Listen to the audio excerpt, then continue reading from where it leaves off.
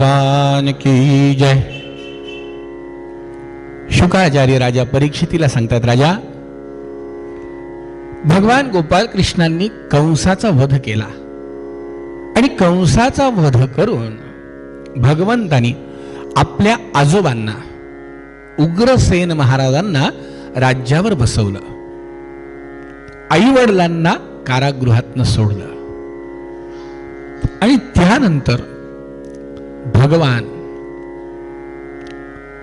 व्रतबंध संस्कार करून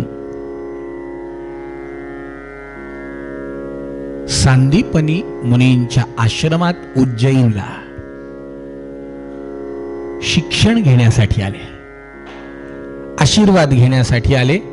आता भगवंताला तसं शिकायची गरज आपल्याला माहिती, आता तो खुद जो स्वतःच या सगळ्या गोष्टींचा दाता आहे, त्याला वेगळं कुणाकडनं काय अपेक्षित आहे। पण सामान्य जीवनाची वाटचाल कशी असली पाहिजे हा आदर्श रामानीही घालून दिलाय, विष्णू परमात्म्यांचा अंश अवतार भगवान गोपाल कृष्णांनीही घालून दिलाय की गुरु शिवाय जीवनामध्ये गती नाही। का? गोंदवलेकर महाराजांनी याचं सोपं उत्तर देऊन टाकलं। गोंदवलेकर महाराजांचे जे प्रवचन आहेत त्याच्यामध्ये 2 का 3 जानेवारीच्या प्रवचनातच त्याचा उलगडा गोंदवलेकर महाराजांनी केलाय की महाराज म्हणाले, नाम आपण आपल्या मनाने घेऊ शकत नाही का? घेऊ शकतो, पण जेव्हा आपण आपल्या मनाने काही करायला लागतो तेव्हा ते जर सक्सेस, ते जर यशस्वी व्हायला लागलं तर तिथे अहंकार होण्याची फार मोठी शक्यता आहे। हे मी केलंय। समजा थोडं तरी आपल्या डोक्याने आपण काहीतरी विचार करून एखाद्या पदार्थात थोडा काही बदल करून पदार्थ केला आणि तो जर छान झालाच, 4 जण म्हटले वा वा वा वा काय सुंदर वड्या झाल्या, काय टाकलं याच्यात? सांगते म्हटलं तुम्हाला, नंतर सांगते, कधीतरी सांगते। मग सांगितलं काहीच नाही हो वहिनी, काही टाकलं नाही, असंच पहिलं वाक्य असतं। मग झाल्या कशा काय चांगल्या? काहीच टाकलं नाही तर झाल्या कशा चांगल्या? काहीच नाही, खोबरं टाकलं, आलं टाकलं, जिरे, जे पदार्थाचे सगळे नावं सांगितले। किती टाकले हे नाही सांगितलं, हे तर महत्वाचं होतं ना, किती टाकले, टाकलं काय हे तर वासाव नाही कळालं। पण ते छान होण्यासाठी प्रमाण असतं ना। आदरणीय गंधे महाराज फार छान सांगायचे। महाराज म्हणायचे की स्वयंपाक घरातल्या एकाही पदार्थाला चव नसते। म्हणजे कसं चव नसते? म्हणजे याचा अर्थ असा एकही पदार्थ आहे का स्वयंपाक घरातला की जो वाटीत घ्यावा आणि खावा? महाराज म्हणले असं होतं का की हे टाटा नमक आहे, घ्या वाटीतून घ्या खा? नाही। हे रवी मसाले आहेत, घ्या खा। नुसते मसाले वाटीत घेऊन कोणी खातं का? नाही। महाराज म्हणले हे सगळं चांगलं आहे केव्हा? जेव्हा हे सगळं योग्य प्रमाणामध्ये योग्य त्या रीतीने पदार्थ तयार केला जातो, तेव्हा त्या पदार्थाला चव येते। आणि हे पदार्थ महाराज म्हणले हे एक ऑपरेशनच आहे। महाराज म्हणले खूप छान, महाराज हे कीर्तनात महाराजांचं सांगून, ज्यांनी जुने कीर्तन ऐकले त्यांनी हे सगळं ऐकलेलं आहे, पुन्हा फक्त आता ते पुन्हा उजळणी आहे त्याची। महाराज म्हणायचे की ऑपरेशन जसं ठरलेलं असतं प्रमाण, तिथे असं नाही आहे की आता काय हळद संपली टाका तिखट, मीठ संपलं टाका तिखट। काय होतं, पावडरच टाकायची ना, एखाद दिवशी पिवळ्याच्या ऐवजी लाल नाही। महाराज म्हणले मिठाच्या जागेवर मीठच टाकावं लागतं आणि ते सगळं योग्य रीतीने टाकणं ही तर देवाची कृपा आहे। महाराज म्हणले ते आहे म्हणूनच किंमत आहे, नाही तर तशा जर वस्तूंना बाजारात तशी किंमत कमी शिजलेल्या। एक काम करा म्हणलं, त्या कॉर्नरवरती छान कचोरी मिळती तिथेच खा, दुसरीकडची नका खाऊ। का नका खाऊ? प्रमाण त्यांना कळालं ना, चांगलं कसं होईल हे प्रमाण त्यांना कळालं, त्यांनी केलेलं चांगलं लागतं म्हणून ती खा। पदार्थ तेच आहे,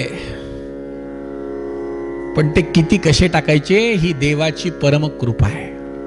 ही ज्याला जमते त्याचा पदार्थ छान होतो। महाराज म्हणले आणि ते ज्याला जमत नाही तो काजू टाकतो, बदाम टाकतो, अक्रोड टाकतो, कोथिंबीर टाकतो, खोबरं टाकतो, आलं टाकतो, सगळं टाकतो, पण असं बेचव करतो। की खायला घेतलं की एक घास खाल्लं की बरं तो करणारा पण असा उभा, कसं झालं आता काय महाराज म्हणले काय सांगायचं त्याला, कसं झालं म्हटल्यावर महाराज म्हणले छानच झालं म्हटलं. आणि असं होतं बरं का. कसं म्हणजे इथलं नाहीये हे, पुन्हा बरं का आपापसात चर्चा करू नका, हे इथलं नाही सांगत, इथलं खरंच सगळं छान होतंय, 8 दिवसापासून खातोय, नाही कशाला म्हणायचं, छानच होतंय. पण एकदा काय झालं माहितीये का, मी असंच पारायणाला एका ठिकाणी गेलो, थकलेलो होतो, गेलो आणि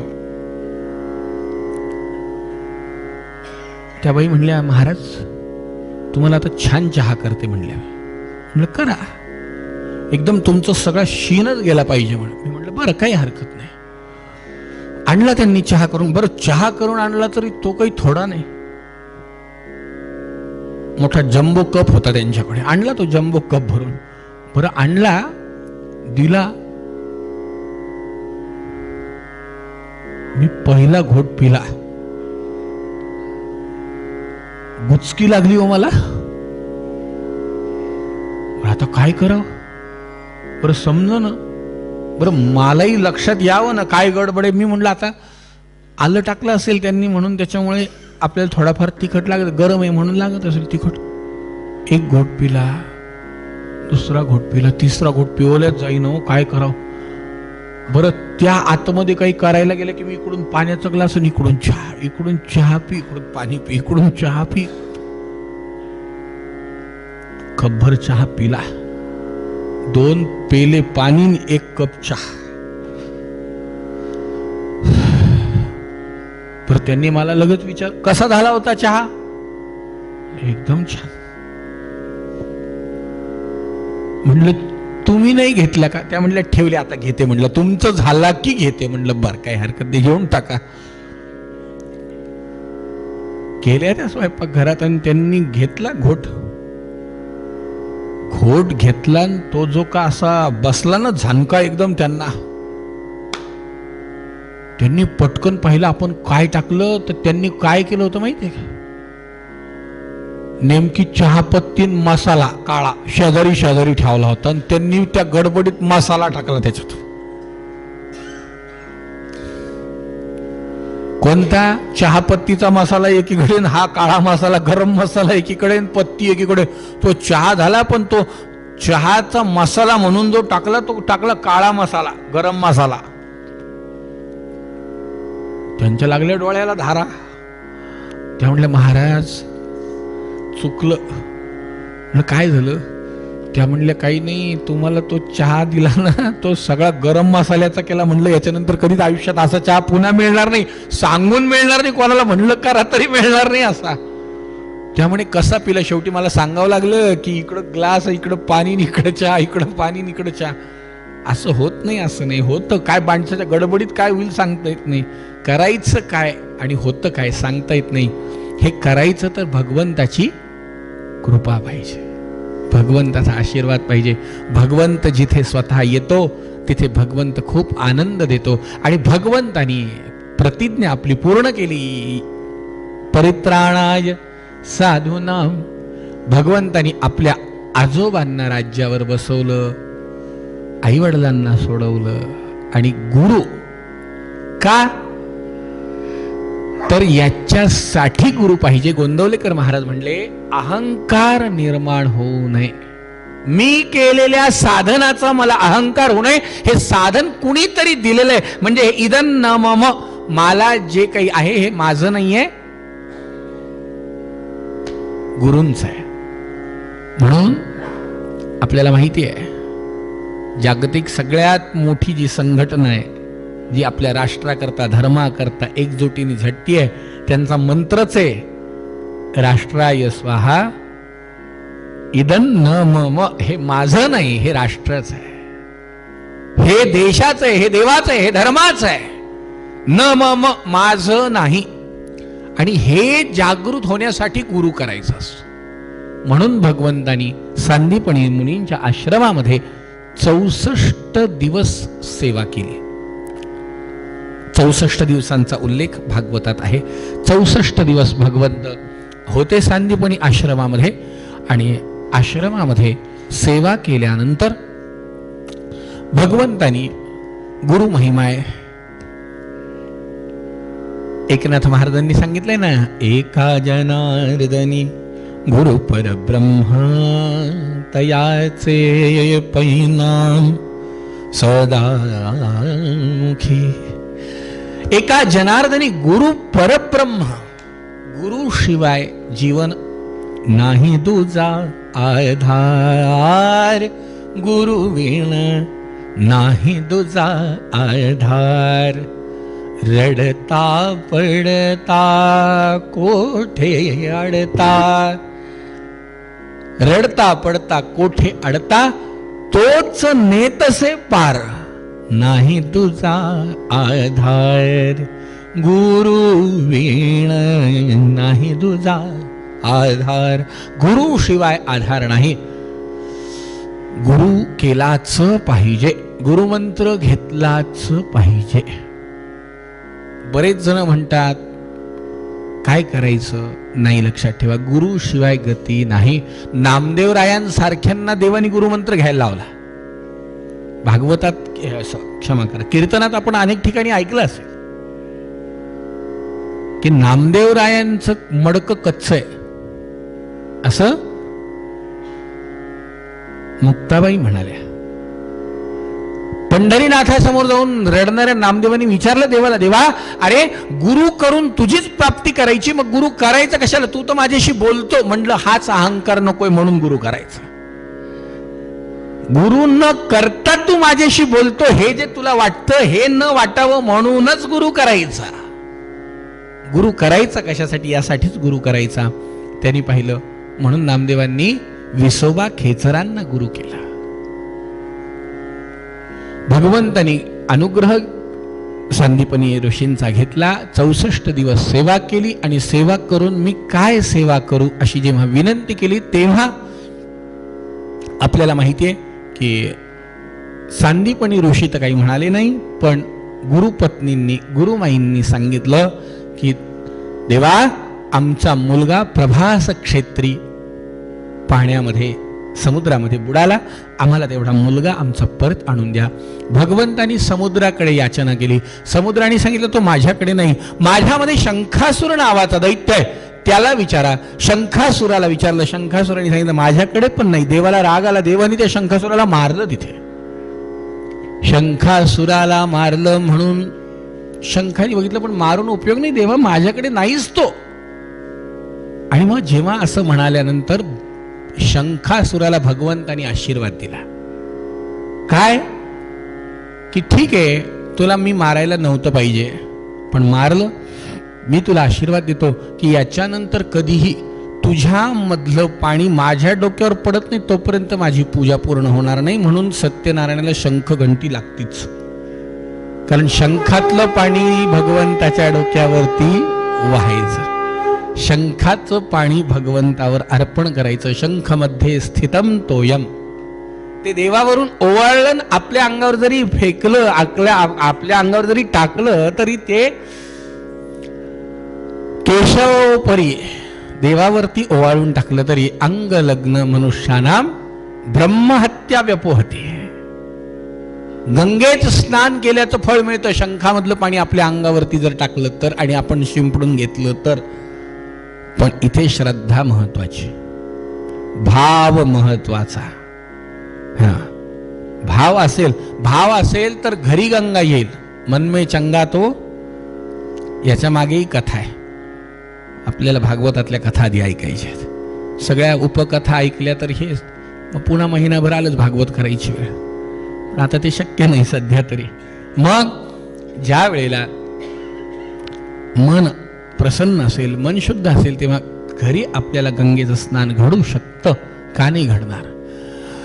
आणि भगवंतानी शंखासुराला आशीर्वाद दिला. मग यमाकडे गेले, आपल्या गुरूंचा मुलगा सोडवला आणि गुरूंचा मुलगा आणून गुरूंना अर्पण केला.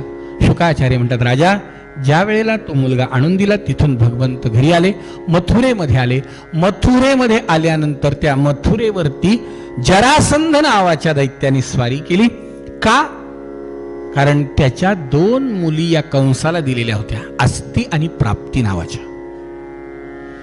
या 2 मुली विधवा झाल्या आणि त्या मुली घरी जाऊन रडून आपल्या वडिलांना गाऱ्हाणं सांगू लागल्या की काही करा पण त्या कृष्णाला संपवा. म्हणून त्या जरासंधानी 1 नाही 2 नाही 3 नाही 17 वेळेला मथुरेवर स्वारी केली. भगवंतानी 17 वेळा मोठ्या आपल्या चातुर्याने त्या जरासंधाला परतवून लावलं. पण जेव्हा तो 18व्या वेळेला आला आणि येताना काल यवन नावाच्या दुष्टाला बरोबर घेऊन आला, तेव्हा त्या काल यवनाला संपवण्यासाठी भगवंतानी एका गुहेमध्ये झोपलेल्या मुचकुंदाचा आश्रय घेतला. कथा आपण ऐकलेली, आपल्याला माहिती आहे की त्या मुचकुंदाने डोळे उघडून पाहिलं, काल यवन भस्म झाला. तिथून भगवंतानी विचार केला सारखं सारखं या मथुरेतल्या लोकांना त्रास द्यायला नको. म्हणून भगवंतानी अगदी मथुरेच्या विरुद्ध दिशेला भारतवर्षाच्या समुद्र पश्चिम समुद्राच्या काठावरती द्वारका नावाचं बेट, द्वारका नावाची नगरी वसवली. द्वारका नगरी वसवल्यावरती भगवंतानी आपले सगळे आप्तइष्ट द्वारकेमध्ये आणले. शुकाचार्यांनी राजाला सांगितलं, राजा जेव्हा भगवंत द्वारकेमध्ये आले तेव्हा मथुरेतलं राज्य त्यांनी आपल्या आजोबांच्या स्वाधीन केलं. स्वाधीन करत असताना भगवंतानी कुठेही स्वार्थ पाहिला नाही. कसा? तर असं नाही म्हणलं आजोबांना की आजोबा मथुरा तुमच्या ताब्यात देतो पण एखादं एकर माझ्या नावावर राहू द्या. म्हणलं इथलं पण कधी समजा मी इकडे आलोच फिरत तर एखादा फ्लॅट माझ्या नावावर राहू द्या इथला. कशाला मग जर समजा आम्ही आलो मग इथे राहायची इच्छा झाली नाही. हो, रामांनी माहिती का ज्या वेळेला रामांची स्वारी वनामध्ये गेली तेव्हा किष्किंधा रामाने जिंकून दिली सुग्रीवाला. पण राम असं नाही म्हणाले की मग एक काम कर ना एखादा महाल माझ्याही नावावर राहू दे. समजा आम्ही नवरा बायको फिरत आलोच तर मग कुठे आम्ही बघायचं हॉटेल बघायचं आणि कुठे ते राहायला कुठे मग ती एखादा आमच्या नावावर राहू दे. नाही बरं लंकेत जाऊ दे, नाही आपले इथं किष्किंधेत. तर लंका सुद्धा रामांनी जिंकली, रावणाला रामांनी मारलं. पण असं नाही म्हणाले की एखादा ब्लॉक माझ्या नावावर राहू दे, काही एखादा झेंडा माझा या कोपऱ्यात राहू दे, कुठेतरी कानाकोपऱ्यात माझं नाव लिहून ठेव. आजकाल एक घर भावाच्या नावावर करायचं तर बहिणी म्हणतात खाली कंसात माझं नाव राहू दे. कशाला? आस्था आणि आशा आणि अपेक्षा खरं सांगू का करायचं ना कोणाचं करावं तर भगवंताची, बाकी इतरांकडे मागून उपयोग नाही. समर्थांनी तर म्हटलंच आहे, पण आदरणीय गंधे महाराज पण वारंवार म्हणायचे देईना पूर्वेना कोणी उगेच जन हसते. देत नाही कोणी पुरवत नाही, दाता एक राम भिकारी सारी दुनिया. भगवंतानी परत येताना कुठेही मनामध्ये आपल्या किंतु परंतु न ठेवता द्वारका आपल्या ताब्यात घेतली, मथुरा आजोबांच्या ताब्यात देऊन टाकली. आणि भगवंत जेव्हा द्वारकेला आले तेव्हा भगवंतानी आपल्या भावाचा बलराम दादाचा विवाह केला. कुणाशी? तर रैवत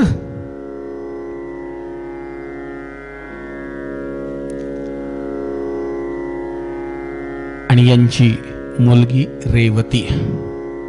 कुठे होते हे? अनर्त देशाचा हा राजा होता आणि या अनर्त देशाचा राजा रैवत याची मुलगी रेवती हिच्याशी बलराम दादाचा विवाह झाला. आणि तो विवाह संपन्न झाल्यानंतर एक दिवस असेच भगवान आपल्या दरबारात बसलेले होते. एक सुदेव नावाचा ब्राह्मण तिथे आला आणि त्या ब्राह्मणाने भगवंताला नमस्कार केला. नमस्कार केल्यावरती भगवंताने उठून त्याला नमस्कार केला. का? देवाधीनं जगत सर्वम मंत्राधीनंच दैवतम. ते मंत्र ब्राह्मणाधीन ब्राह्मणो मम दैवतम. ब्राह्मण हे दैवत आहे. ब्राह्मण ही जात नाही, ब्राह्मण हा समाज नाही, ब्राह्मण हे अमुक एकाचा उल्लेख नाही. ब्रह्म जानाती, ज्यांनी ब्रह्म प्राप्तीची साधना केली त्याला ब्राह्मण म्हणलंय. आणि या आलेल्या सुदैव ब्राह्मणाला भगवंतानी नमस्कार केला, विचारपूस केली कोण आपण. त्यांनी सांगितलं महाराज मी का राजा भीष्मको नाम विदर्भाधिपतिर्महान तस्य पंचाभवन पुत्रा कन्येका च वरानना. मी कुंडिनपूर नगरातून आलोय. विदर्भ देशामध्ये कुंडिनपूर नावाचं नगर आहे. त्या नगराचा भीष्मक नावाचा राजा आहे. त्याच्या दरबारामध्ये मी असतो. त्या राजाला 5 मुलं आहेत आणि 1 मुलगी आहे. रुक्मग्रजो रुक्मरथो रुक्मबाहुरनंतरः रुक्मकेशो रुक्ममाली रुक्मिण्येषां स्वसा सती. त्या भीष्मक राजाला 5 मुलं आहे. कोणते? रुक्मी, रुक्मकेश, रुक्मरथ, रुक्मबाहू आणि रुक्मरथ. रुक्मी, रुक्मरथ, रुक्मबाहू, रुक्मकेश, रुक्ममाली आणि रुक्मरथ हे 5 मुलं आणि 6वी मुलगी आहे. तिचं नाव रुक्मिणी. मी का आलो ते सांगून टाकतो. त्याच्यातली जी ही रुक्मिणी मुलगी आहे, या रुक्मिणी मुलीने तुमच्यासाठी एक पत्र दिलंय. ते पत्र वाचा आणि काय म्हणणं आहे ते बघा. भगवंतानी पहिल्यांदी आलेल्या ब्राह्मणाचा सत्कार केला. इथे भगवंतानी त्या आलेल्या ब्राह्मणाची पूजा केल्याचा उल्लेख भागवतात आहे. सांगणं माझं कर्तव्य आहे. ब्राह्मण कुठूनही कधीही आपल्या समोरून जर एखादा वेदज्ञ, वेदांचा अभ्यास करणारा, शास्त्रज्ञ, शास्त्री, अभ्यास, नामजप करणारा असा साधक जर कधी समोरून आलेला दिसला तर आवर्जून त्याला नमस्कार करा.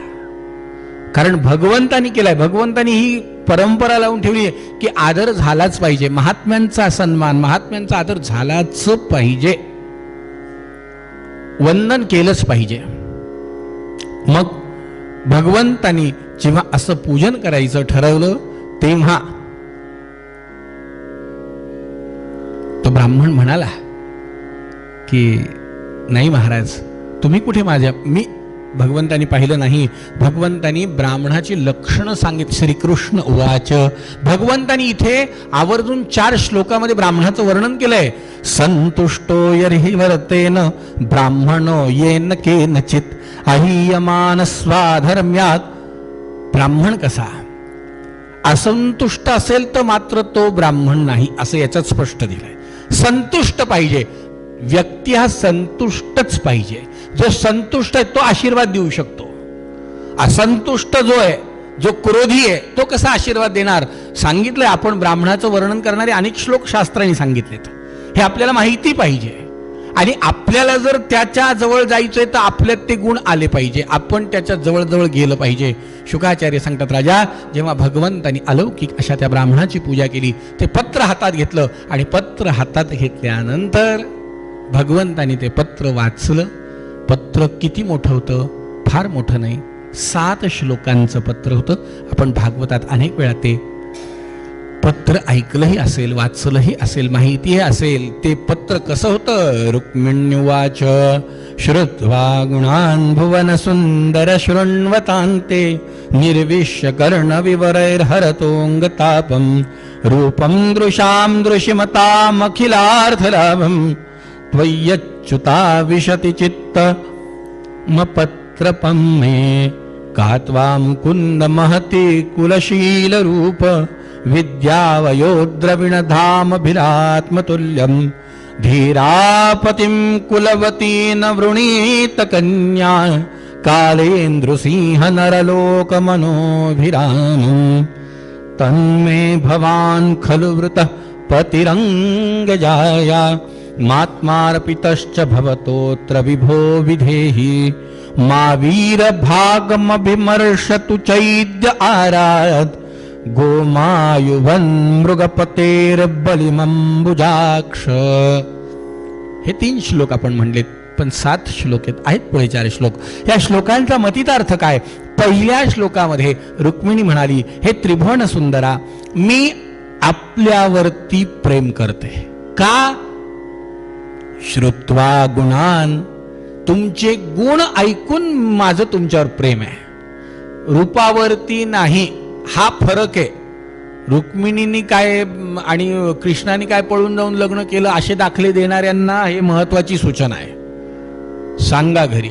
रूपावरती नाही, गुणांवरती प्रेम केलं. त्याचे गुण माहिती पाहिजे, त्याचे अवगुण माहिती पाहिजे. आजकालच्या मुलींना हे नंतर माहिती होतं.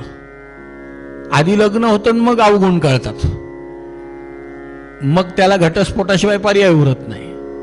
अनेक गोष्टी असतात. पण रुक्मिणीने सांगितलं मी गुणांवर प्रेम केलंय. दुसरी गोष्ट, हे मुकुंदा, कुलशील, स्वभाव, सौंदर्य, विद्या, वय अशा कोणत्याही बाबतीत अद्वितीय असलेल्या आणि सर्वांचे मन मोहनारा आपल्याला कोणती कुलस्त्री वरू इच्छिणार नाही? असं कोण असेल की जिला आपण पती म्हणून नकोय? म्हणून मी आपल्याला पती म्हणून वरलंय. मी जर खरंच पूर्वजन्मी काही पुण्य केलं असेल, मी जर खरंच गतजन्मी काही चांगलं केलं असेल, तर आपण मला पती म्हणून प्राप्त व्हाल. त्याच्या पुढे सांगितलं की काय करायचंय मी तुम्हाला सांगते. खरं म्हणजे हे पत्र लिहिण्याचं कारण आहे की मी मनाने तर तुम्हाला वरलेलं आहे, आता तुम्ही प्रत्यक्ष माझा स्वीकार करावा अशी माझी इच्छा आहे. मग प्रत्यक्ष तुम्ही माझा स्वीकार करायचा कसा? तर तुम्हाला सांगते, एवढी गडबड का बरं आहे? कारण माझ्या भावानी माझं लग्न ठरवलंय. त्याचा मित्र आहे शिशुपाल, त्या मित्राशी माझं लग्न ठरवलंय. मला त्याच्याशी लग्न करायचं नाही, कारण त्याचे गुण पण मला माहिती आहे. मला तुमच्याशीच लग्न करायचं आहे. आणि तुम्हाला सांगते की अमुक अमुक तारखेला, अमुक अमुक दिवशी, तिथीला माझं लग्न आहे. तारखेला म्हणण्यापेक्षा तिथीला माझं लग्न आहे.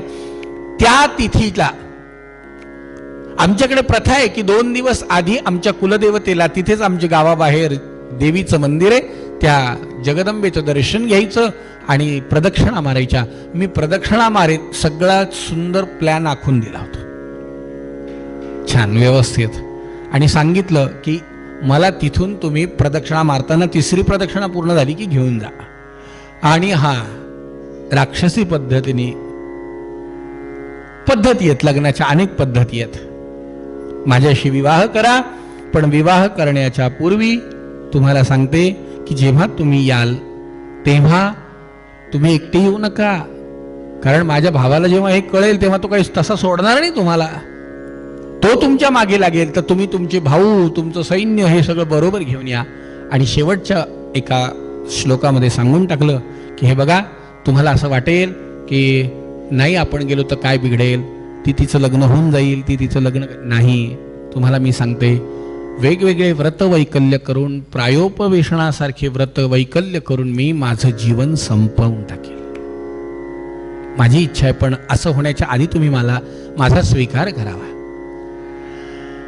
शुकाचार्य म्हणतात, राजा, रुक्मिणीचं पत्र भगवंतानी वाचलं, ठरल्याप्रमाणे त्या गुरुजींना बरोबर घेतलं, त्या सुदैव ब्राह्मणाला बरोबर घेतलं आणि भगवान आले. ठरल्याप्रमाणे प्रदक्षिणेच्या तिथून भगवंतानी रुक्मिणीला उचललं. हे जेव्हा रुक्मिणीला कळालं तेव्हा रुक्मिणी, शिशुपाल आदी सगळेजण भगवंताच्या पाठीमागे लागले.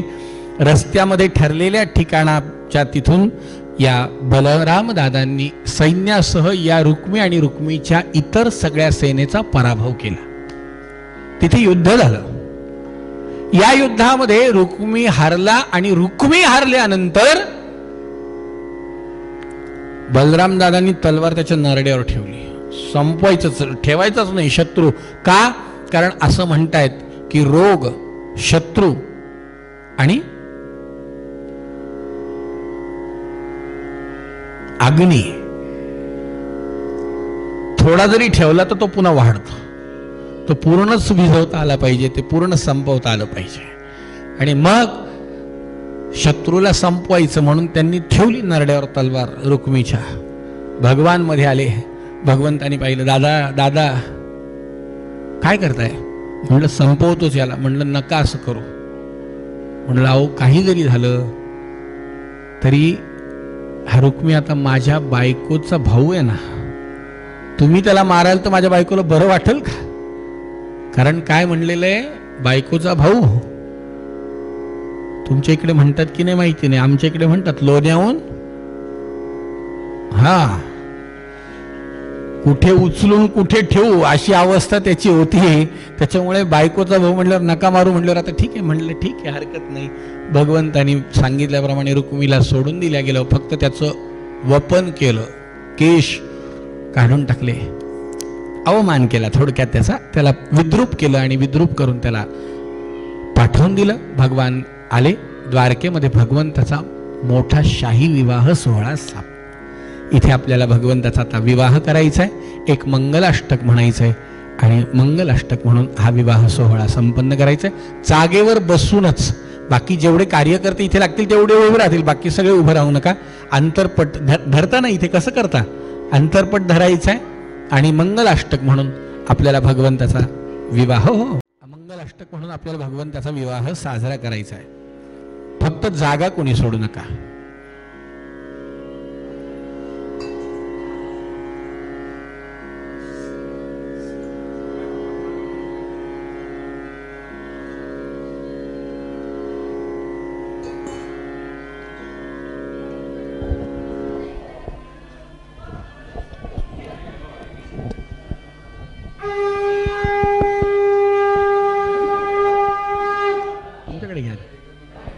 तिकडे कोण म्हणणार आहेत?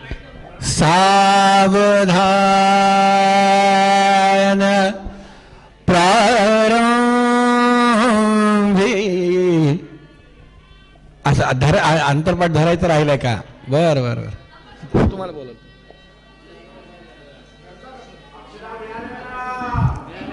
हा होऊ द्या होऊ द्या होऊ द्या होऊ द्या होऊ द्या होऊ द्या होऊ द्या होऊ द्या.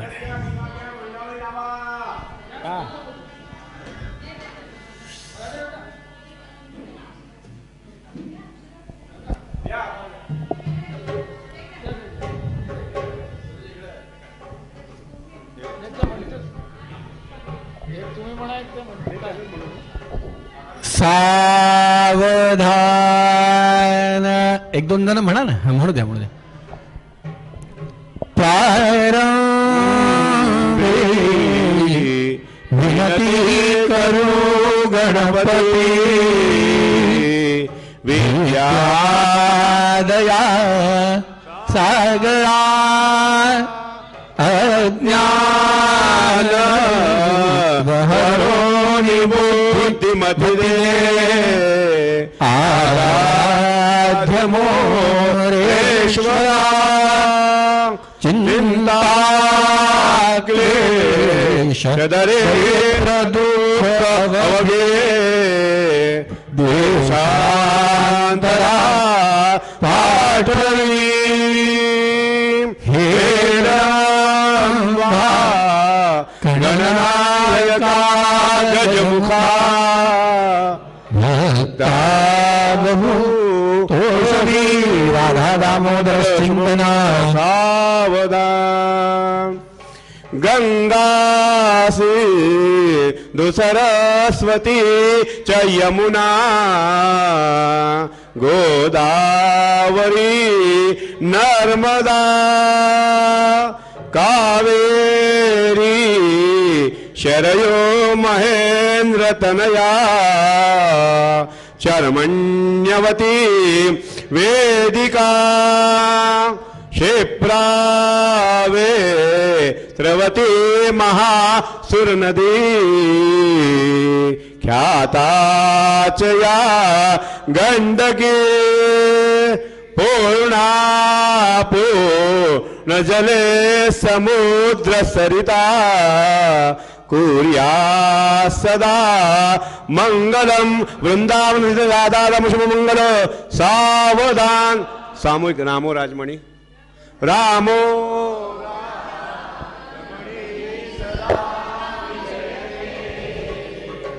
रामं रमेशं भजे, रामेणाभियता निशाचरचमू, रामाय तस्मै नमः.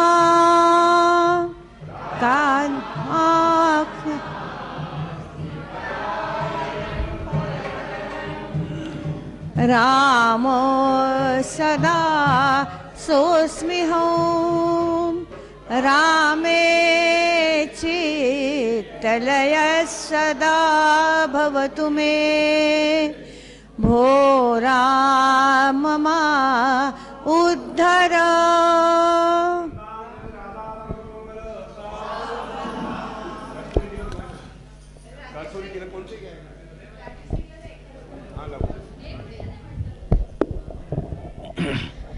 हाती घे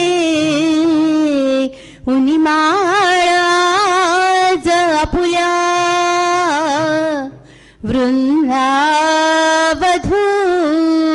साजरी प्रेमाने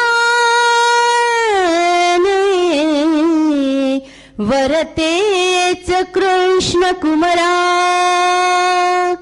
देऊ अशी शातिला कीर्तीने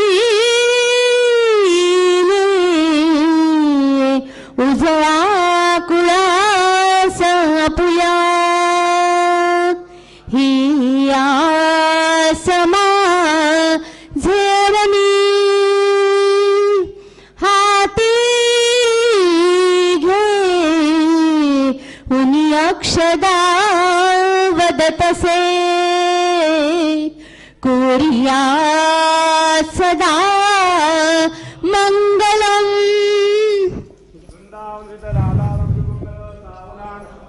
सावधान तदेव लग्नं सुदिनं तदेव ताराबलं चंद्रबलं तदेव विद्याबलं देवनं तदेव लक्ष्मीपते तुम स्वामी शुभमंगल.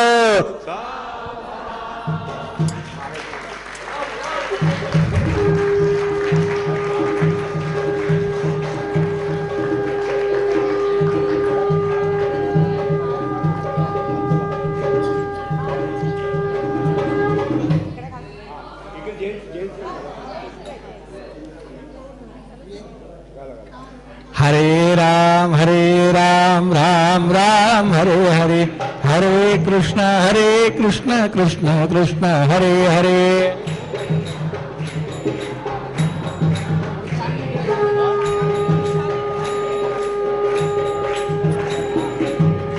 गोपाल कृष्ण भगवान की.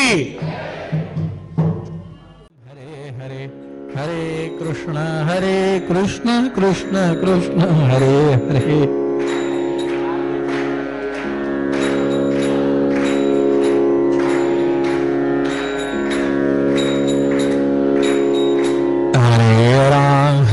राम राम हरे हरे हरे कृष्ण कृष्ण कृष्ण हरे हरे.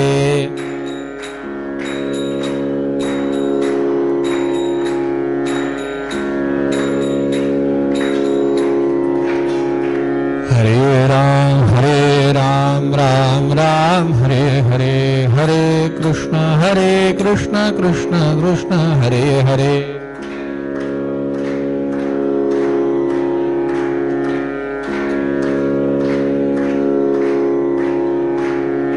हरे राम राम हरे हरे हरे कृष्ण कृष्ण कृष्ण हरे हरे.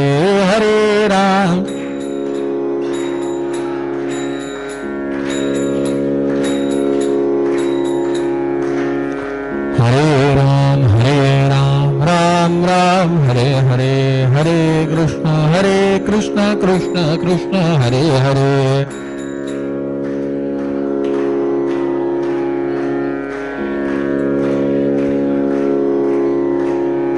हरे राम राम हरे हरे हरे कृष्ण कृष्ण कृष्ण हरे हरे.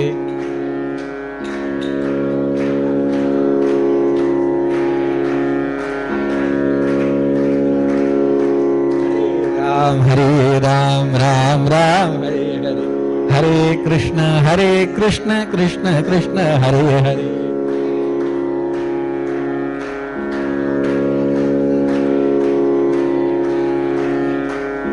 अशी रुक्मिणी बावरी झाली ग विठुरायाची नवरी झाली ग.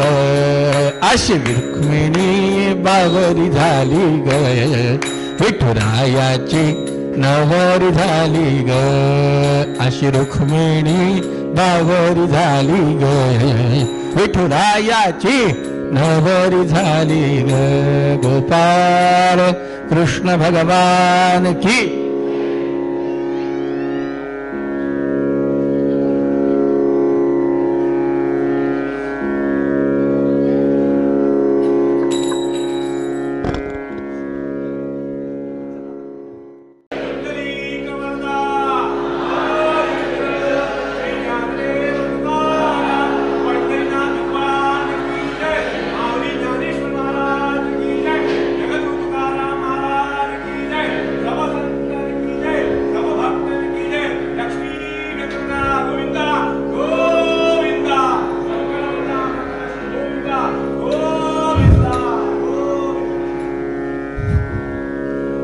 आनंदकंद परमात्म्याच्या अलौकिक विवाहाचा सोहळा पार पडला.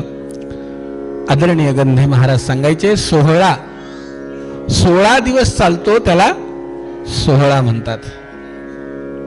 जागेवर बसून घ्या, आता थोडस शांतता ठेवा.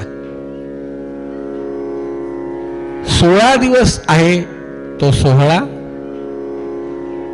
महाराज म्हणायचे, नाही तर आताची परिस्थिती आहे, एका दिवसाचं लग्न, त्याच्यातही सकाळी धामधूम, दुपारी टामटूम, आणि संध्याकाळी कार्यालयात म्हटलं, अहो आमचं दुपारी जाणं झालं नाही, संध्याकाळी म्हटलं काही जाऊ नका, सगळीकडे सामसूम झाली. म्हटलं आता कोणी उरलं नाही तिथे.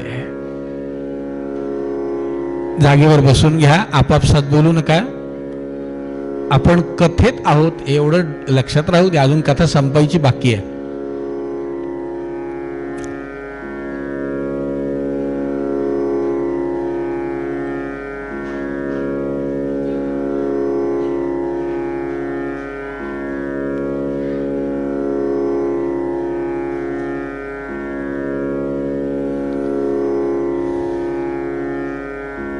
फोटो बसून घ्या. सध्या शुकाचार्यांनी राजाला भगवंताच्या विवाहाची कथा सांगितली. त्यानंतर भगवंताच्या विवाह कथेनंतर भगवंताला पहिला मुलगा झाला. प्रद्युम्न त्याचं नाव ठेवलं. याची कथा सांगत असताना सांगितलं की शंभरासुर नावाचा जो दैत्य होता, यांनी भगवंताचा हा मुलगा पळवून नेला. हा मुलगा पळवून नेला. त्यांनी तो जेव्हा नेला, तो नवजातच लहानच होता. त्याला त्यांनी समुद्रात फेकून दिलं. का? कारण त्याला कोणीतरी सांगितलं होतं की हा मुलगा तुझा काळ असणार आहे. त्यांनी तो मुलगा फेकून दिला. इकडे द्वारकेमध्ये शोक पसरला. पण तो मुलगा भगवंताचा एका माशाने गिळला. तो गिळालेला मासा एका कोळ्याने पकडला. तो विकला. तो 100 असुराच्या घरीच विकला. आणि तो स्वयंपाक घरामध्ये जेव्हा कापला, त्यावेळेला त्याच्यातनं हा मुलगा बाहेर पडला. तिथे जिच्या समोर ही घटना घडली, ती या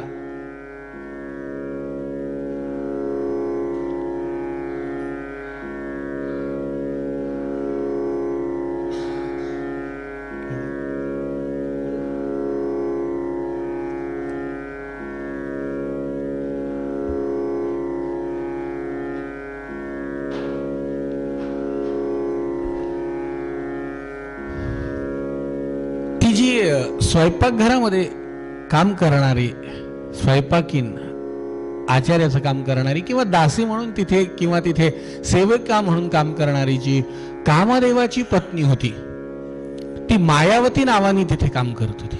तिने हा मुलगा पाहिल्यावरती ती थोडीशी जरा घाबरली. पण देवर्षी नारदांनी तिला समजावून सांगितलं की तू काळजी करू नको, हा दुसरा तिसरा कोणी नाही, हा तुझा पती आहे.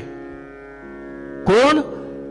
जो महादेवांनी आपल्या तिसरा डोळा उघडून भस्म केला तो काम. या रतीने पुन्हा प्रार्थना केली की माझे पती मला परत द्या. त्यावेळेला तिला सांगितलं होतं की तुला आता हे प्रद्युम्नाच्या रूपात परत मिळतील. तेव्हा याच्या जन्माची ती वाट पाहत होती. भगवंताच्या पोटी हा काम जन्माला येईल असं तिला वरदान मिळालं होतं. आणि मग पुढे तिला जेव्हा सांगितलं, तिने त्या मुलाला तिथे सांभाळलं. नारदांनी जाऊन हा मुलगा कुठे आहे हे भगवंताला सांगितलं. भगवंतानी योग्य वेळेला 100 असुरावर स्वारी करून 100 असुराला संपवून हा प्रद्युम्न आपल्या घरी आणला. हे ऐकल्यानंतर शुकाचार्यांना या राजाने प्रश्न विचारला, महाराज मी असं ऐकलंय की भगवंताचं एक नाही 16,108 लग्न झाले होते. म्हणलं हो बरोबर ऐकलं तू. ते म्हणले मला सांगा ना कसे काय झाले. त्यावेळेला शुकाचार्यांनी भगवंताच्या 16,108 लग्नाची कथा सांगितली. त्याच्यामध्ये सांगितलं, राजा सत्राजित नावाचा जो राजा होता, सत्राजित स्वतनयां कृष्णाय कृत किल्बिषः, भगवंतानी या सत्राजिताच्या मुलीशी लग्न केलं. म्हणलं कसं काय? ह्या सत्राजित राजाकडे आसीत सत्राजित सूर्यो भक्तस्य परमसखा प्रीतस्मै. या सत्राजित राजाची सूर्यावर भक्ती होती, सूर्याचा उपासक होता, म्हणून या सत्राजित राजाला प्रीतस्तस्मै मणिं प्रादात, म्हणून सूर्यनारायणाने या सत्राजित राजाला याची भक्ती पाहून एक स्यमंतक नावाचा मणी दिला होता. हा स्यमंतक मणी असा होता की जो रोज 8 भार सोनं देत होता. मग 8 भार सोनं ज्याच्यापासून मिळतंय तो मणी एक दिवस भगवान गोपाल कृष्ण त्याला म्हणाले की हा मणी तू उग्रसेन महाराजांना दे. त्यावेळेला त्या सत्राजित राजाने त्याला विरोध केला. काय या मण्याचं एक विशेष वैशिष्ट्य होतं, दुर्भिक्ष मार्यारिष्टानी सर्पादि व्याधयो शुभाः न सन्ति मायिनस्तत्र यत्रास्ते भर्चितो मणिः. हा मणी ज्याच्या राज्यात असेल त्याच्या राज्यात कधी दुर्भिक्ष पडत नव्हतं, म्हणजे त्याच्या राज्यात कधीही आवर्षण दुष्काळही पडत नव्हता आणि अतिवृष्टी सुद्धा होत नव्हती. त्याची प्रजा कधी तिला कोणत्याही प्रकारचं भय रोग चिंता ज्याच्याकडे हा मणी राहील त्याच्याकडे कधी चिंता नाही, भय नाही, शोक नाही, असा तो मणी. आणि या भगवंतानी आपल्या आजोबांना तो दे म्हणल्यानंतर सत्राजिताला ते पटलं नव्हतं. पण एक दिवस गडबड अशी झाली की या सत्राजिताचा भाऊ होता प्रसेन नावाचा, हा प्रसेन त्या देवघरातला मणी गळ्यात घालून शिकारीला गेला.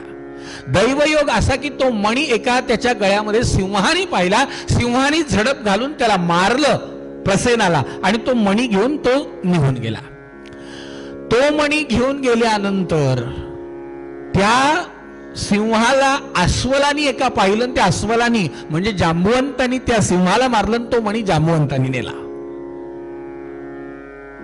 पण नेमकी असं झालं की सत्राजित राजाचा गैरसमज झाला की तो मणी कृष्णानीच हस्ते पर हस्ते का होईना चोरला. आणि नंतर आपला भाऊ जेव्हा त्याला कळालं की आपल्या भावाला मारलं तेव्हा त्याच्या लक्षात आलं हे कृष्णाचंच. त्यांनी पत्र लिहिलं कृष्णाला की कृष्णा, माझ्या भावाला मारून तुला मणी घेण्यासारखं काय होतं.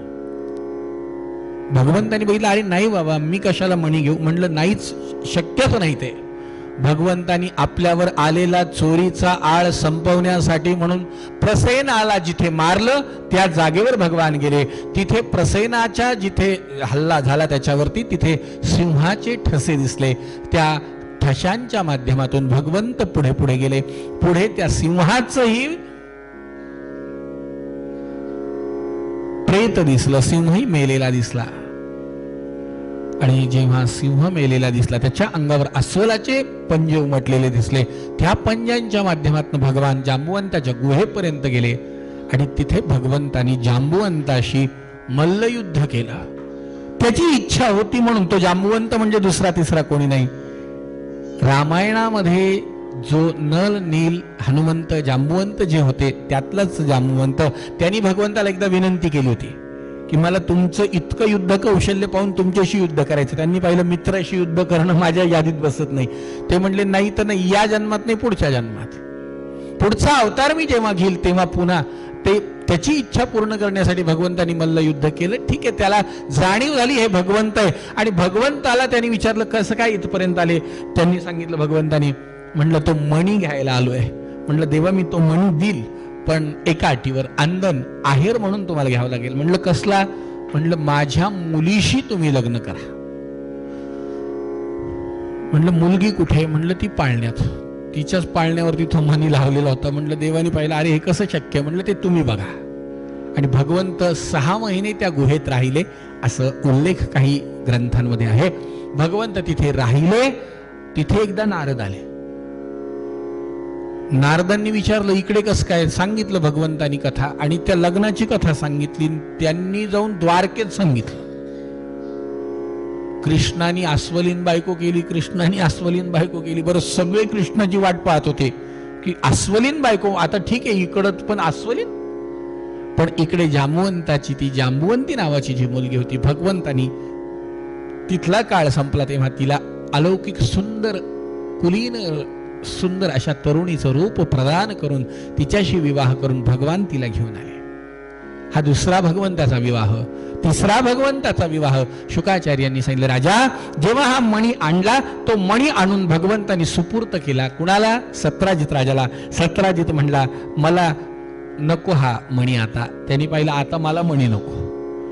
त्यांनी पाहिलं हा मणी आंदन म्हणून तुमच्याकडेच राहू द्या. भगवंतांनी बघितलं काय? त्यांनी पाहिलं माझी सत्यभामा नावाची मुलगी आहे, तिचा स्वीकार तुम्ही करा. देवानी पाहिलं ठीक आहे तिचा स्वीकार करतो, पण मणी नको. मणी तुझ्याकडेच राहू दे बाबा, मणी मला नको. भगवंताचा तिथे तिसरा विवाह पार पडला, तो सत्यभामेशी. चौथा भगवंताचा विवाह आपला मित्र अर्जुन याच्याबरोबर वनात विहार करत असताना सूर्याची मुलगी कालिंदी ही तप करत होती. भगवान विष्णू परमात्म्याचा अंश अवतार कृष्ण माझे पती व्हावे म्हणून भगवंतानी तिच्याशी विवाह केला. ती चौथी पत्नी. पाचवी राजादी देवी नावाची जी आत्या होती, तिची मित्रवृंदा नावाची मुलगी होती. भगवंतानी तिच्याशी लग्न केलं. कौसल नरेश राजा नग्नजित याची सत्या नावाची मुलगी होती, तिच्याशी भगवंतानी सहावा विवाह केला. चौथा कालिंदीशी, पाचवा मित्रवृंदाशी, सहावा सत्याशी, सातवा केकदेशाची आत्या श्रुतकीर्ती नावाची, तिची भद्रा नावाची मुलगी होती, तिच्याशी भगवंतानी विवाह केला, तो सातवा. आणि मद्र देशाच्या राजाची लक्ष्मणा नावाची मुलगी होती, इथे भगवंतानी आठवा विवाह केला. असे 8 विवाह सांगितले. आणि नंतर शुकाचार्यांनी सांगितलं, राजा, प्राग्ज्योतिषपूर नावाचं नगर आणि तिथे भौमासूर नावाचा एक दैत्य होता, असुर होता. यांनी इंद्राच्या आईचे आदितीचे कुंडल आणि वरुणाचं छत्र हे दोन्हीही हिरावून घेऊन आला होता. इंद्र तक्रार करायला आला की देवा काहीतरी करा आणि त्याची सोय लावा. तेव्हा भगवंतानी बघितलं ठीक आहे, पण म्हणलं तो तसा नाही मरणार. त्यांनी एक वर मिळवलाय की मला स्त्रीच्या हातून मरण पाहिजे. तेव्हा भगवंतानी युद्धामध्ये, युद्ध नीतीमध्ये निपुण असलेली आपली सत्यभामा नावाची बायको बरोबर घेतली. गरुडावरती भगवान विराजमान झाले आणि 7 आवरण असलेल्या त्या प्राग्ज्योतिषपुराला, आकाश जमिनीवरून तर जाणं शक्य नव्हतं, त्या प्राग्ज्योतिषपुरामध्ये भगवंत आकाश मार्गाने गेले आणि भगवंतानी जाऊन त्या भौमासुराचा वध केला. पण त्या भौमासुराचा वध करण्यापूर्वी तिथे नरकासूर नावाचाही एक त्याचा मित्र होता, त्याचाही वध केला. बऱ्याच 4-5 जणांचे नाव आहेत. घरी आणलं भागवत की हे सगळं कळेल आपल्याला, सगळं कळेल. त्या सगळ्यांचा वध केला आणि त्या सगळ्यांना मारून भगवंतानी त्या भौमासुराचा वध केला. जेव्हा त्याचा वध केला तेव्हा त्याच्या कारागृहामध्ये 1 नाही 2 नाही 16,100 कुमारिका त्यांनी पळवून आणलेल्या होत्या, बंदीशाळेत टाकलेल्या होत्या.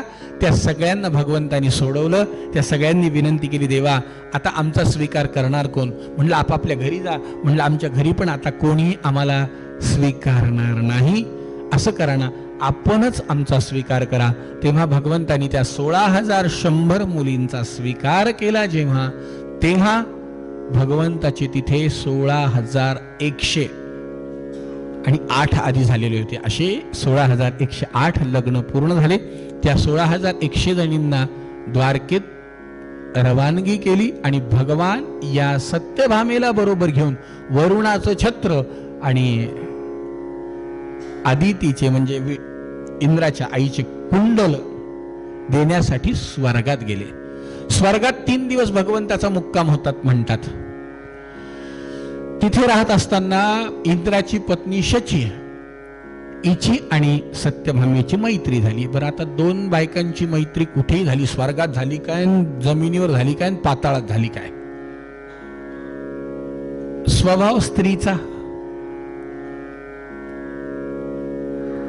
कोणाच्या घरी नवरा बायको गेली की ती तिला आतमध्ये घेऊन जातील, दाखव बघा आम्ही आता हे कपाट केलंय, या बऱ्याने आत्ता आणल्या. म्हणलं भाई किती सुंदर. म्हणलं मुंबईहून आणल्या, ते इकडच्या नाही आहेत, इंदोरला मिळणारच नाही, अशा मुंबईहून आणल्या.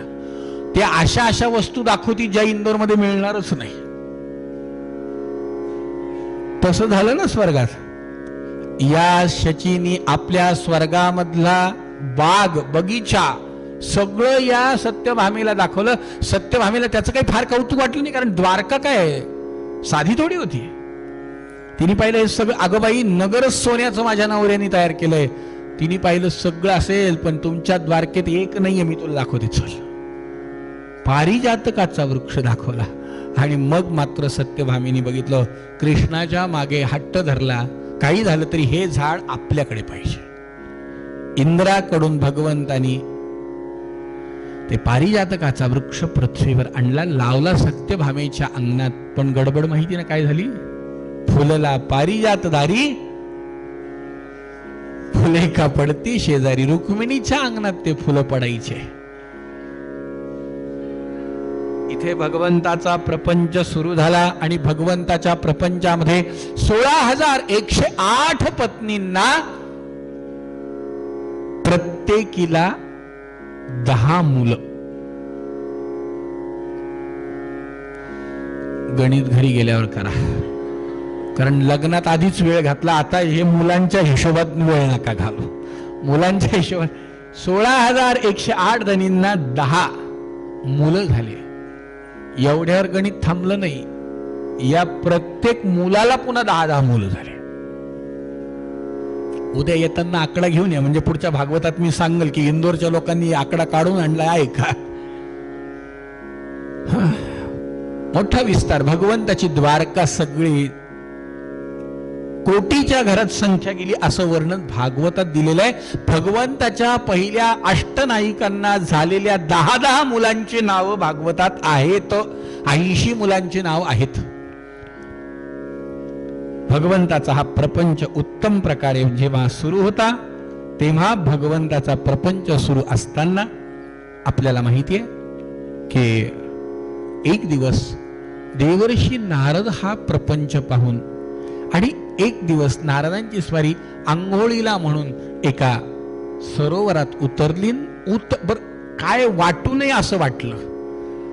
काय झालं? पाण्यात बुडी मारली. त्यांनी एक माशाचं जोडपं पोहताना पाहिलं.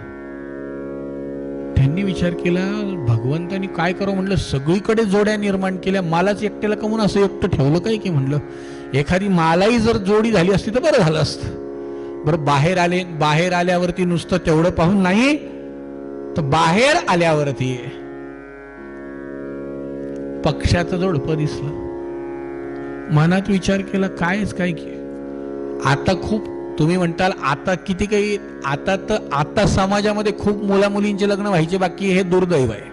पूर्वी असं नव्हतं होत. पण का माहितीये का आता तर का होतंय, याच्या मागे फार मोठं कारण आहे. थोडक्यात सांगतो, समाजामध्ये जी विकृती आहे ना, मागच्या 25 वर्षामध्ये समाजामध्ये भ्रूण हत्येचं जितकं प्रमाण वाढलंय, त्या सगळ्यांचे शाप आहेत. त्याच्यामुळे आताच्या पिढीचे अनेक ठिकाणी बघतोय आपण, मुलं बाळ सुखी नाहीत. कारण त्यांच्या आईवडिलांनी, आजी आजोबांनी भ्रूण हत्येचे मोठे मोठे पाप केलेत. एका मुलाच्या जन्मासाठी 2-2, 4-4 मुली मारलेलेत सुशिक्षित वर्ग. आणि याच्यामध्ये 2 जण सामील आहेत. एक म्हणजे ज्यांच्यात गर्भधारणा झाली त्या आई, तिचा बाप, आणि गर्भपात करायला उत्तम प्रकारचा चांगला डॉक्टर शोधला तो डॉक्टर. हे सगळे त्याच्यात सामील आहेत. कुणाला म्हणायचं आपल्याकडे म्हणून सुशिक्षितपणापेक्षा सुसंस्कृतपणाला जास्त महत्व आहे. याचं कारणच आहे, ज्याला सुसंस्कृतपणा ज्याच्यामध्ये आहे. पूर्वीचं ऐका, 8-8, 10-10 मुली होत होत्या, पण कधी आईबाप मारत नव्हते. ऐकून असाल, पूर्वी 10-10 मुली होत्या एकेका व्यक्तीला.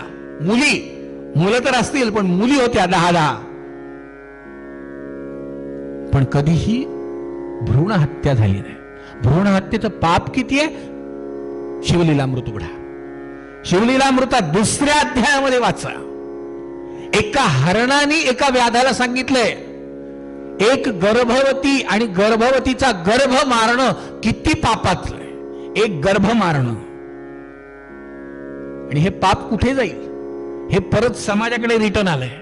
सामूहिक पाप आहे, हे समाज भोगतोय. म्हणून आज एक तर मुलांचे लग्न होत नाहीये, झाले तर मुली टिकत नाहीये. कशा तरी मुली घरात नांदल्या तर त्यांना मुलं बाळ होत नाही, झाले तर ते नीट नाही. समाजाचे प्रश्न झाले. तो समाजाचे प्रश्न पैसा कमवणे राहिलेच नाही. समाजाचे प्रश्न आजकाल हे राहिले नाही. समाजाचे प्रश्न साधे, जे पूर्वी कधीच पडले नाही, हे प्रश्न समाजाचे आज. पूर्वी अपत्य होणं हा समाजाचा समोर प्रश्न नव्हता. मुलगी झाली तरी जड नव्हती. आज हे सगळ्यांसमोर मोठे भयावह प्रश्न आहे. आणि झालेली मुलगी सांभाळणं त्याच्यापेक्षा मोठा कठीण प्रश्न आहे. कारण 2-2, 4-4 वर्षीच्या मुलींवरती अत्याचार होत आहेत. 2-2, 4-4 वर्षाच्या मुलीवर. आणि समाजात तर होतात आहे. पण दुर्दैव सांगतो की परवाच्या दिवशी एक बातमी आली होती 8-10 दिवसापूर्वी की एका आजोबाने आपल्या नातीवरती अत्याचार केला. किती भयावह आहे, किती भयावह आहे हे. काय कुठे चालली आहे बुद्धी, कोणत्या दिशेला समाज चाललाय. आणि हे काही मी अवास्तव बोलत नाही, वास्तव सांगतोय. वास्तव सत्य परिस्थिती. इतकी बुद्धी समाजाची अविचारी का झाली याचं कारण समाज जबाबदार आहे. शास्त्रांनी सांगितलंय की घरात एकाने पाप केलं तर घरातल्यांना भोगावं लागतं. कुटुंबातल्या एकाने पाप केलं तर कुटुंबाला भोगावं लागतं. गल्लीतल्यानी एक पाप केलं एकाने तर गल्लीला भोगावं लागतं. गावानी पाप केलं तर गावाला भोगावं लागतं. देशाने पाप केलं तर देशाला भोगावं लागतं. हे सार्वजनिक पाप आहे, सगळ्यांनी मिळून केलेलं पाप आहे.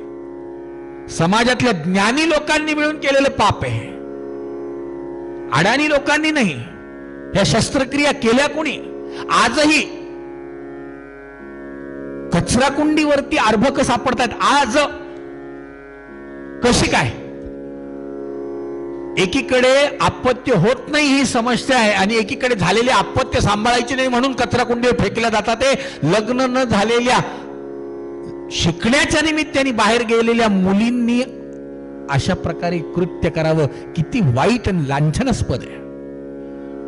पण हे होतंय का? होतंय सामूहिक पाप आहे, समाजाचं पाप आहे आणि हे समाजाला भोगावं लागणार आहे. दुर्दैव आहे. आणि माहिती आहे म्हणून आज समाजासमोर ह्या भयावह प्रश्न आहेत. पूर्वी नव्हते. नारदांच्या मनात आलं एवढे भयावह अवस्था, सगळ्यांचे लग्न माझंच का नाही असा विचार करून नेमकी गोपाल कृष्णाच्या भेटीला गेले. आणि गोपाल कृष्णांनी पाहिल्या वा वा वा वा नारदा या. नारदांनी पाहिलं देवा बरं झालं बाबा तुझं दर्शन झालं. त्यांनी पाहिलं फार योग्य वेळेवर आले नारदा. म्हटलं काय झालं? म्हटलं नारदा मी आज ना द्वादशी आहे ना एक संकल्प केलाय. म्हणलं काय? म्हटलं आजच्या द्वादशीच्या मुहूर्तावर मी एका ब्राह्मणाला विथ फर्निचर माझा एक बंगला द्यायचं ठरवलंय. नारदांनी पाहिलं वा वा वा वा देवा फार मोठा संकल्प केला. म्हणलं मग माझं काय? पण मला का बरं तुम्ही सांग? म्हणलं तुमच्यासारखा एवढा महात्मा आला तुम्हाला देऊन टाकायचा विचार करतो. काय गंमत करतो देवा. हा माझ्यासारख्याला घेऊन काय करायचं तुझा तो बंगला? म्हणलं का बरं? अरे विथ फर्निचर आहे ना, काहीच करायचं करत नाही तुला. म्हणलं देवा मला त्या बंगल्याचा उपयोग काय? म्हणलं काय झालं काय? म्हणलं माझं लग्नच नाही झालं तर काय उपयोग आहे ते सगळं? म्हणलं एवढं दुःख नारदा. मी तो विथ फर्निचर म्हणजे त्याच्यातले माझे मुलं बायका नातू सगळंच्या सगळं दान करायचं ठरवलं. म्हणजे रेडीमेड तुम्हाला पुन्हा वेगळं काही करायची गरजच नाही ठेवली. नारदांनी पाहिलं काय खरं का कृष्णा? म्हणलं खरं शपथ. नारदांनी पाहिलं बरं झालं आता रेडीमेड संसार मिळाला, कारण पुढचा काही ताणच राहिला नाही. म्हणलं पण नारदा एक अट आहे फक्त तिथे, ज्या घरात मी नाही ना ते घर तुम्ही. बरं नारदांच्या लक्षात यावं ना की देवासारखा देव असा कसा देवाचा देवबाई ठाकडा हा काही इतका सहजासहजी असं काही करणार आहे का? नारदांना ती जी मनामध्ये इच्छा होती आपलं लग्न व्हावं म्हणून. आता तसंच आहे की नाही? आता मुलांना लग्न करायचं म्हणल्यावरती ज्यांना करायची इच्छा आहे त्यांचं वय जरी झालं तरी मग शेवटी असं बायोडाटात लिहावं लागतं की घटस्फोटीतही चालेल, आपत्ती असलेली चालेल, पण फक्त लग्न झालं पाहिजे असे अटी देणारे काही काही आपल्याला बायोडाटा सापडतील. का बरं? इच्छा असते लग्न व्हावं बाबा, एकदाच मुलाचं लग्न व्हावं. नारदांनी पाहिलं काय हरकत आहे, जाऊ द्या ना. म्हणलं चांगलंय, देवाचं देव देतोय स्वतः द्यायला तयार आहे, मग काय हरकत आहे. म्हणून नारद त्या विचाराने त्या मायेने भुलून घर शोधायला लागले ज्या घरात कृष्ण नाही. शोधता शोधता शोधता एका घरामध्ये गेले, जेवायला बसलेला दिसला. एका घरामध्ये गेले, झोपलेला दिसला. एका घरामध्ये गेले, पूजा करताना वाचताना नारदांनी विचार केलं, सिडकोच्या स्कीम सारखे काय की म्हणलं, याचे बंगले इकडून तिकडून तिकडून तिकडून तिकडून तिकडं, आपण तिकडं जाऊस तर हा तिथं आहेच हजर. नारदांनी 1000-2000 घरं मध्ये सोडले, सगळे घर पालथे घातले, पण एकही घर नाही सापडलं की ज्या घरात कृष्ण नाही. पण हे सगळे 16,108 घरं पालथे घालताना नारदांचे 2-3 दिवस गेले. नारदांनी पाहिलं,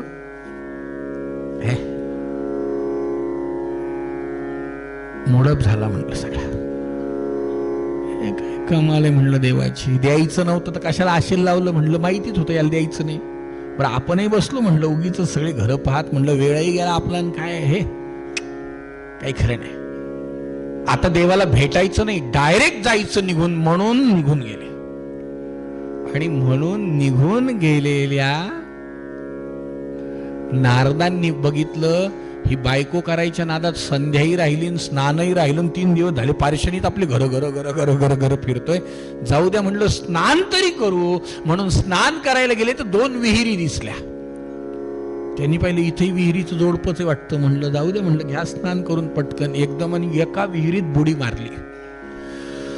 त्या विहिरीत बुडी मारली, नारदांची नारदीन झाली. नारदीन झाली, स्त्री वेश नारदांना मिळाला. बाहेर आले, झाडावर एक भिल्ल बसलेला होता, त्या भिल्लानी नारदांचा हात धरला. चल तू माझी बायको आहे आजपासून म्हणून ओढत नेली. बरं ते भिल्लांचे लग्न, तिथे काय मंगलाष्टकन, तिथे काय यज्ञ आणि याग काय, तू माझी बायको म्हटली की झालं संपलं. तिथे काय हे जे काही लग्न असेच असतात, होतातही असे सोडतातही तसेच, नुसतं म्हणायचं काम आहे, झालं. मनातल्या मनात म्हणायचं असतात काही काही गोष्टी, मोठ्याने म्हणायचं नाही. त्यांनी पाहिलं, सोडलं. त्या भिल्लांनी तसं दिलं, सोडून दिलं. म्हणल्यावरती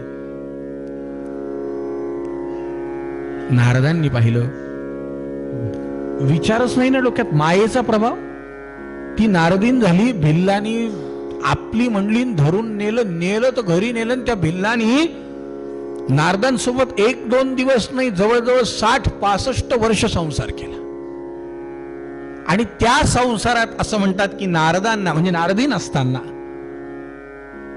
60 मुलं झाली आणि 1 मुलगी झाली.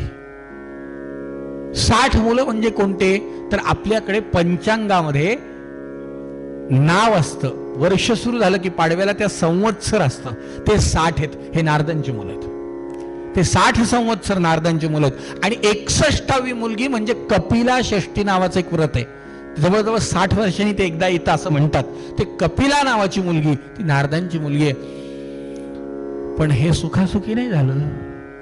नारदांना संसाराचा काही अनुभव नव्हता. स्वयंपाक करायला सांगितला नारदांना, काही कणिक तिंबता येत नव्हती. घेतली कणिक की टाकलं का पाणी की झाली त्याची लापशी, की हानला नारदांना. बरं ते भिल्लच होता ना तो, तिथे काही गोडीत बोलून नव्हतंच काही. पातळ झाली की मारला, पोळी जळाली की मारला, भाजी तिखट झाली की मारला, आळणी झाली की मारला. 60 वर्षात एकही दिवस गेला नाही मार खाल्ला नाही नारदांनी, बेदम मार खाल्ला. आणि कधीतरी एकदा डोक्यात प्रकाश पडला की काहीतरी चुकलं वाटतं, गणित कुणीकडे अडकलो आपण, म्हणून नारद एका रात्रीत भिल्लाची नजर चुकून पळाले की आले, पुन्हा त्या 2 विहिरी जवळ आले, दुसऱ्या विहिरीत उडी मारली, पुन्हा आपले नारद झाले. सूर्योदय झाला आणि विचार केला कुणीकडे अडकलो होतो काय की, म्हणलं आता तर देवाचं दर्शन नाही किती दिवसामध्ये, म्हणून पुन्हा देवाला भेटायला गेले. परत देवाला भेटायला गेली की देवाने बोलले, या या या या या नारदा, काय आनंद आहे, किती दिवस झाले, कुठे गेले होते नारदा. नारदांनी पाहिलं, कुठे काय बाबा, फिरत होतो. म्हणलं बरं झालं आले तुम्ही, किती छान. नारदा काय म्हणतात, मुलं बाळ बरे आहेत ना. नारदांनी पाहिलं, काय म्हणलं देवा. अरे म्हणलं मुलं बाळ, म्हणलं कशाची मुलं, कोणाचे, माझे, तुम्हाला माहित नाही माझं लग्न झालं. नारदा खोटं नका बोलू, ते 60 मुलं आणि 1 मुलगी. नारदांनी पाहिलं, तुला कसं काय माहिती. म्हणलं नारदा अशी कोणती गोष्ट आहे माझ्यापासून लपलेली आहे. आणि दुसरं म्हणलं, नारदा खरं सांगू का तुम्हाला आता. म्हणलं काय. म्हणलं ते 60 मुलं 1 मुलगी ज्या भिल्लासोबत झाले ना, तो भिल्ल म्हणजे दुसरं तिसरं कोणीच नाही.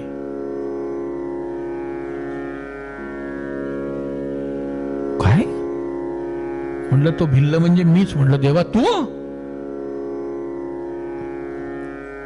तेव्हा अरे थोडं कमी तरी मारायचं रे. मग तुला जर माहिती होतं तर किती तिमला रे, किती तिमला.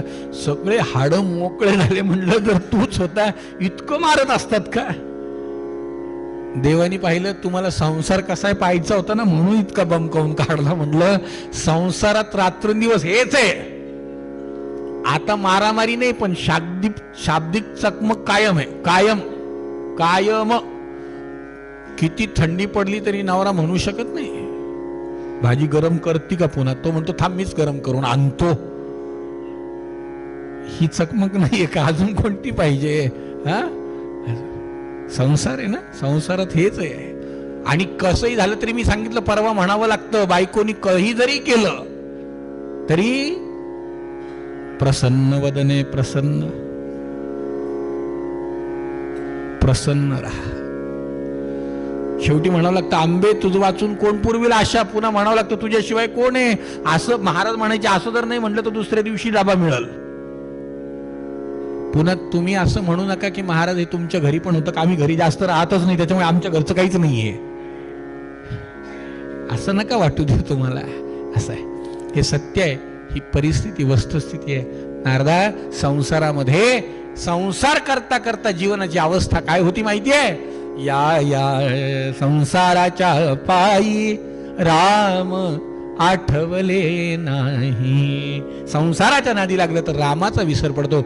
म्हणून नारदा, संसार काही वाटतं तेवढा सोपा नाही हे नारदांना कळालं. पण त्याच्यासाठी एवढा आधी सगळा. तिथून पुढे भगवंतानी आपल्या आत्याच्या घरी एक राजसूय यज्ञ झाला. त्या यज्ञात हजेरी लावली. बाणासुर नावाचा दैत्य त्याचा वध केला. आणि त्यानंतर भगवंत आपल्या द्वारकेमध्ये आपला मित्र सुदामा याची भेट घेते झाले. त्यानंतर भगवंतानी इहलोकाची यात्रा संपवायची ठरवली. यात्रा भगवंताची संपल्यानंतर आपलं चरित्र सांगणं शुकाचार्यांनी थांबवलं. तिथे राजा परीक्षितीच्या जीवनाची यात्रा संपली. आणि सूत आणि शौनकादिकांनी जे भागवत सांगायला सुरुवात केलं, त्या सूतांनी शौनकादिकांना या भागवताची महती म्हणून गोकर्णाचं महात्म्य सांगितलं. जे गोकर्ण महात्म्य ऐकलं की सगळं भागवत ऐकल्याचं पुण्य मिळतं.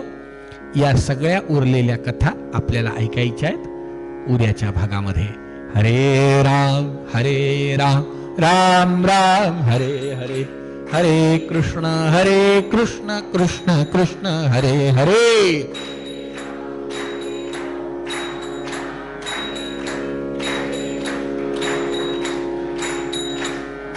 गोपाल कृष्ण भगवान की. 1-2 मिनिटं फक्त जागेवरच थांबा, कोणीच हालू नका. एक सूचना आहे.